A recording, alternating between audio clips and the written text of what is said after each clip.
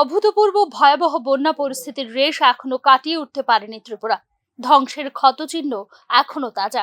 ক্ষতিগ্রস্ত মানুষরা এখনো গুছিয়ে নিতে পারেনি তাদের স্বাভাবিক জীবনযাত্রা।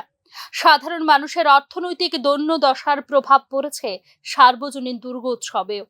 বন্যা পরবর্তী পরিস্থিতির কারণে এবছর দুর্গাপূজার সংখ্যা হ্রাস পেল ত্রিপুরায়। সরকারি পরিসংখ্যানের হিসেবে এবছর 2850টি সার্বজনীন দুর্গাপূজা অনুষ্ঠিত হচ্ছে রাজ্যে।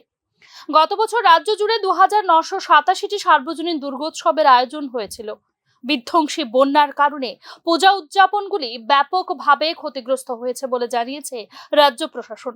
তবে উপজাতি অধ্যুষিত এলাকাগুলিতে তাৎপর্যপূর্ণভাবে হ্রাস পেয়েছে সার্বজনীন দুর্গোৎসব। গত বছর উপজাতি অধ্যুষিত এলাকাগুলিতে যেখানে 25 থেকে 27টি সম্প্রদায়ের মধ্যে দুর্গোৎসব উদযাপিত হয়েছিল, এবছর উপজাতি অধ্যুষিত এলাকাগুলিতে অনুষ্ঠিত হচ্ছে মাত্র 4 থেকে 5টি পূজা। পশ্চিম ত্রিপুরা জেলায় অনুষ্ঠিত হচ্ছে 950টি সার্বজনীন দুর্গাপূজা। সেখানে শহর আগরতলায় পূজার সংখ্যা হলো 450টি। ব্যুরো রিপোর্ট, নিউজ নাও।